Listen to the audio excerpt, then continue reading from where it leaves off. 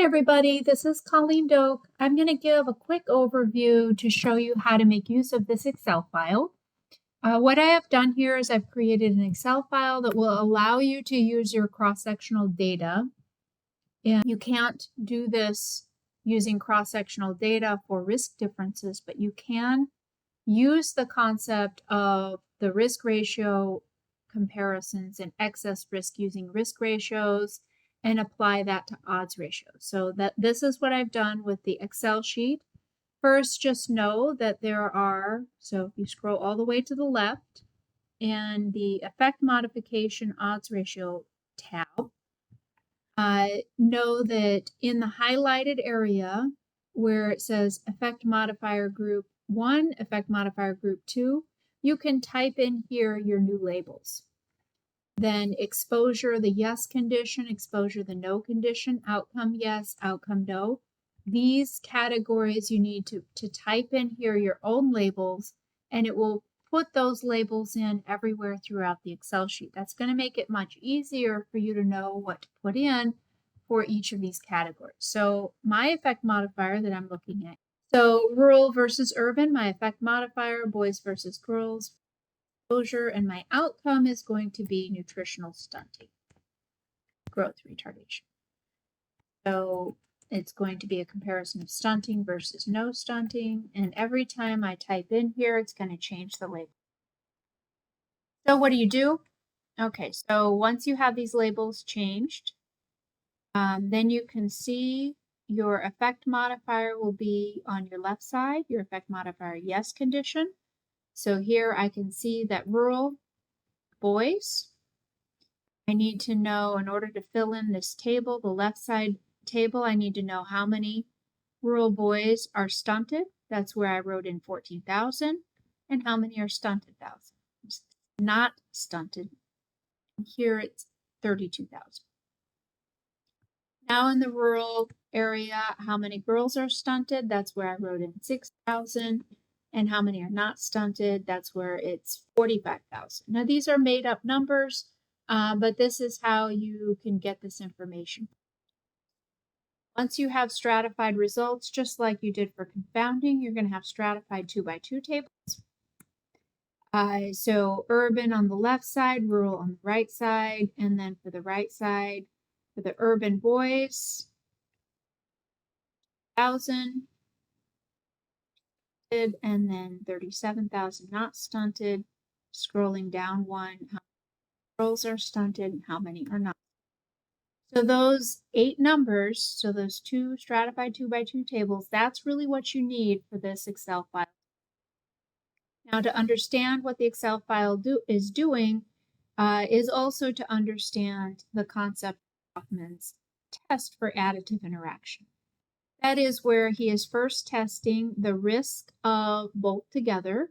In other words, the risk of being a rural boy, that is the effect modifier and the exposure both being yes, compared to urban girls not having either condition. Odds ratio of the yes condition, the effect modifier exposure, is what is the association of stunting in rural boys as compared to. That's your odds ratio 1:1. And the lower part, it will show you that odds ratio, exposure, and effect modifier both is 3.85. That is taking the odds ratio 1:1 ratio. And then the excess risk of the odds ratio of 1:1 is the 3.85 minus, acting out the underlying risk. So let's say that odds ratio 1:1 was no risk at all. It would be 1.0. You subtract out the 1 and you end up with 0 excess risk. In reality, we have 3.85. That first one, just as placeholder for no risk, odds ratio 1 is no risk. So the excess risk represented by the 3.85 is 2.85. So similarly, you can see all of the parts for the different odds ratios, just like you have in the book with Rothman's formula, where he looks on the left side at the risk related to both together, so a risk ratio in this case.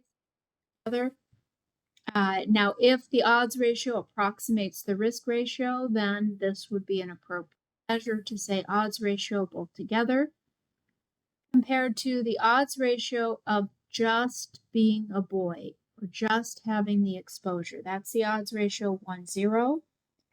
And the components of the odds ratio are pulled from the formula above, and that's comparing the odds ratio of just being a boy, where the effect modifier. This one is just a comparison, really, of boys versus girls, with both of them being in the urban.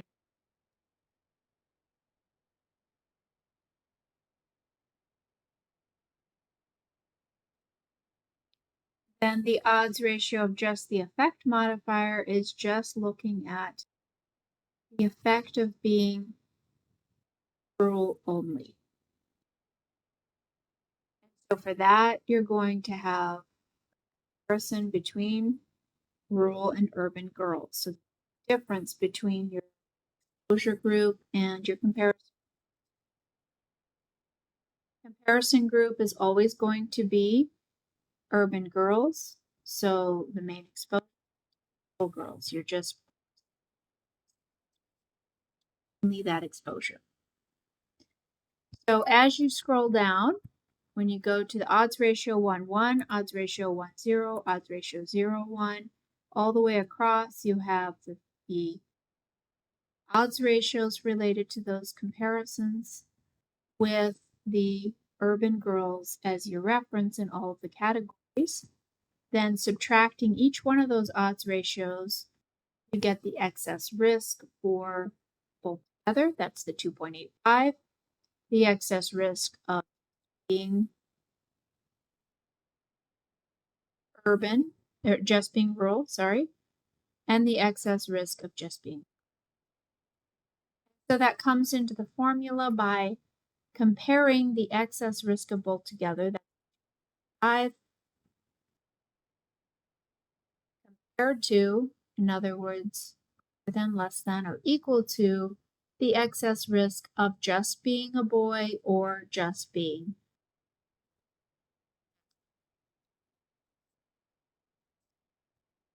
Your numbers will be different because you will have plugged in your data. In this case, my excess risk of both together is greater than if I were to add up the excess risk of rural and just being up. So in terms of interpretation, if it's greater than, we talk about that as amplified risk. If it's less than, we talk about antagonism. That's where sometimes when two things occur together, they actually work against each other, so the risk is less than if they occurred separately.